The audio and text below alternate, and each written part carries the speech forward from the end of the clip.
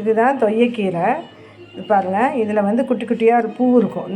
இது மாதிரி சோளக்கதிர் பூ மாதிரி இருக்கும். இந்த பூ இந்த மாதிரி இருக்கும், தெரியுதா? இது தொய்யக்கீரை. இதை வந்து நல்லா கீழே இருக்கிற மொத்தம் இதை மட்டும் விட்டுட்டு மீதி இருக்கிறதெல்லாம் இதெல்லாம் எவ்வளோ கையில் உங்களுக்கு உடைக்க முடியுமோ அந்த அளவுக்கு உடச்சி பாருங்கள். இதை நல்லா கீழே இருக்கிறத மட்டும் கட் பண்ணிவிட்டு மற்ற நல்லா கையில் எவ்வளோ உடைக்க முடியுமோ அந்த அளவுக்கு உடச்சி ஆஞ்சு நல்லா கழுவிட்டு எடுத்து வச்சுருக்கிறேன்.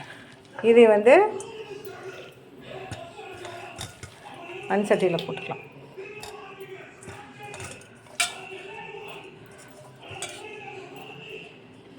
ஒரு 4 பச்சை மிளகாய் போட்டு அடுப்பில் வச்சு கொஞ்சமாக ஒரு 1/2 டம்ளர் தண்ணி மட்டும் ஊற்றுங்க. ரொம்பலாம் ஊற்ற வேண்டாம். 1/2 டம்ளர் தண்ணி ஊற்றி அடுப்பில் வேக வைங்க. இதில் ஒரே ஒரு தக்காளியை கொஞ்சம் கட் பண்ணி இதிலே போடுங்க, வேகட்டும். இப்போ பாருங்கள், இந்த சட்டியில் இருந்ததை இதில் தண்ணியை கொஞ்சமாக வடிச்சிட்டு இதை நல்லா மீதி இருக்கிறத அப்படியே எடுத்து பிளெண்டரில் போட்டு நல்லா கடைஞ்சிட்டேன். பிளெண்டரில் போட்டு நல்லா கடைஞ்சி மத்தில் கடைய முடிஞ்சால் கடையலாம், என்னால் முடியாதுங்கனால பிளெண்டரில் போட்டு கடைஞ்சிட்டேன் நல்லா. இப்போ இதுக்கு தாளிப்பு பண்ணலாம். இப்போ கொஞ்சம் பருப்பு, வெந்த பருப்பு கொஞ்சம் வச்சுருக்கிறேன். வெந்த பருப்பு அதையும் இதில் ஊற்றிடலாம்.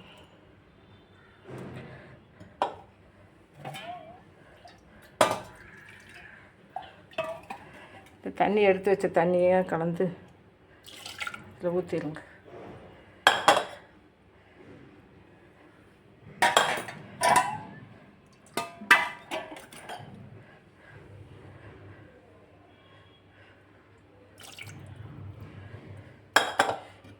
இதில் கீரை பருப்பு வெந்துடுச்சு. கொஞ்சம் உப்பு வந்து கீரைக்கு வந்து எப்போதும் கொஞ்சம் கம்மியாக போடுங்க. ஏன்னா கீரையிலே கொஞ்சம் உப்பு இருக்கும், அதனால் கொஞ்சம் கம்மியாக தான் போடுறேன் நான். பத்துலேனா கூட போட்டுக்கலாம். இப்போ இந்த பக்கம் தாளிச்சு ஊற்றலாம். இந்த வானலியை வச்சுட்டு எண்ணெய் ஊற்றி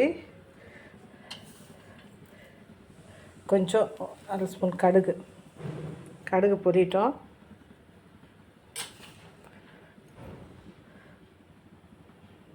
ஒரு 1/4 ஸ்பூன் உளுத்தம்பருப்பு,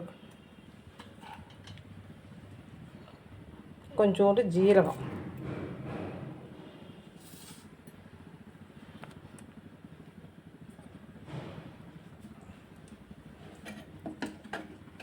அதுக்குள்ளே இதையும் கொஞ்சம் அடுப்பு சொன்னமாக வச்சு இந்த வட்டியும் அப்படியே வைங்க. அடுப்பை பற்ற வச்சு வைங்க. இந்த பருப்பு கீரை எல்லாம் மிங்கில் ஆகட்டும். அதுக்குள்ளே இதை தாளிச்சு விட்டுடலாம். எண்ணெய் ஊற்றி எண்ணெய் காஞ்சனையும் கடுகு, உளுத்தம்பருப்பு, ஜீரகம் 2 போட்டிருக்கிறேன். எண்ணெய் காயிட்டும், கடுகு வெடிக்கிட்டோம். அதுக்குள்ளே ஒரு 10 வெங்காயம், சின்ன வெங்காயம் பொடியை அரிஞ்சு வச்சுருக்கிறேன். 4 பல் பூண்டு அரிஞ்சு வச்சுருக்கிறேன்.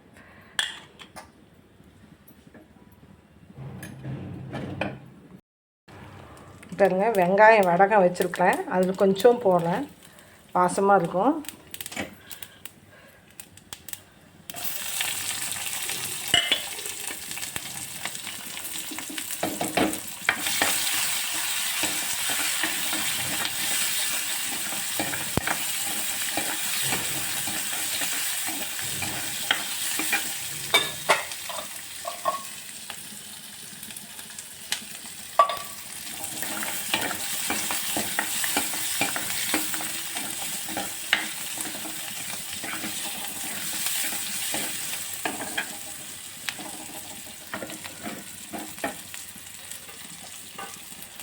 கருவேப்பிலை கொஞ்சம், கருவேப்பிலை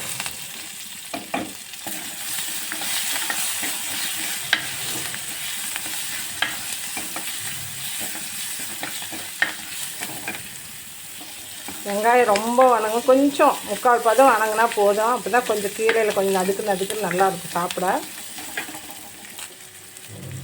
இது பாருங்கள், நல்லா கீரை கொதிச்சு அதை தாளித்து கொட்டினது அதையெல்லாம் தாளித்து இதில் போட்டுட்டேன். இது நல்லா கொதிக்கிட்டோம். பாருங்கள், பச்சை பசேன்னு இருக்குது பாருங்கள் கீரை. நல்லா ரொம்ப கொதிக்க வேண்டாம், ரொம்ப வேக வேண்டாம்.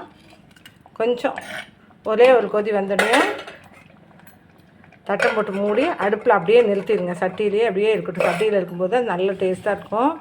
வேணால் கொஞ்சோண்டு மேலால் நல்லெண்ணெய் ஊற்றிக்கலாம்.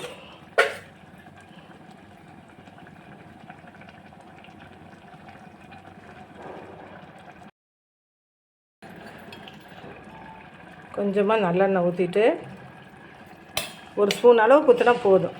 அடுப்பை நிறுத்திட்டு இந்த அளவு கொதிச்சு வச்சு பாருங்கள். கொதிச்சு நிறுத்திட்டேன், அடுப்பை நிறுத்திட்டேன்.